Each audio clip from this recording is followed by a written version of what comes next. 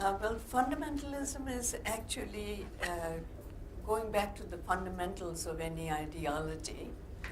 But in education, we're talking about a negative response to a threat or a fear.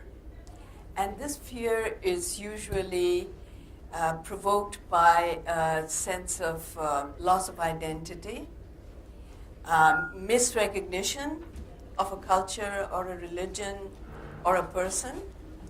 It also it could be a response to a denigration of a person because of his culture or religion, his or her culture or religion. And these responses of fear and obliteration of a person's self, it comes out in the form of an oppositional culture in education.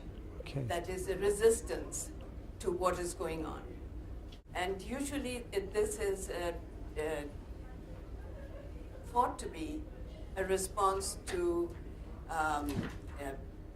when I say West-toxication, I mean Westernization, which is seen as, which is also globalization or modernization, and a fear of homogenization in that sense.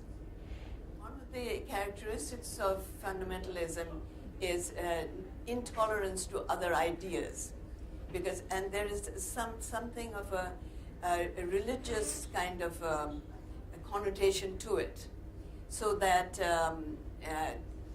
when there is some indoctrination about a particular religion or an ideology, then yes, education can be used very much to promote fundamentalism.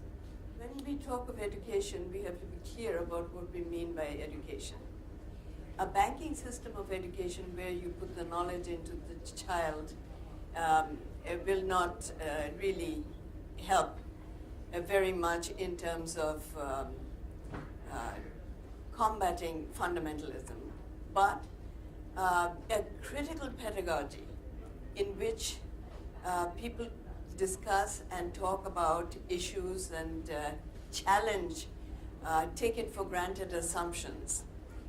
Those kinds of, that kind of education, that kind of a pedagogy, where people are engaged in critical discourse, that kind of a pedagogy could help in dealing with fundamentalism, because two things are important in education. One is that the person or the student who's being educated has to feel a positive sense of self, has to be given recognition, has to be recognized, and so that their identities can be strengthened.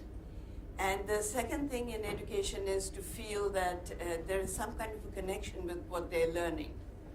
And when there is that, and the idea that something that is not accepted by normal conventions of education are also allowed. I mean, diversity means just that, diversity of ideas as well. And we should not try to put off students or not recognize students, or somehow make the student who is not, kind of towing the line that is education. That student also has to be brought into the discourse.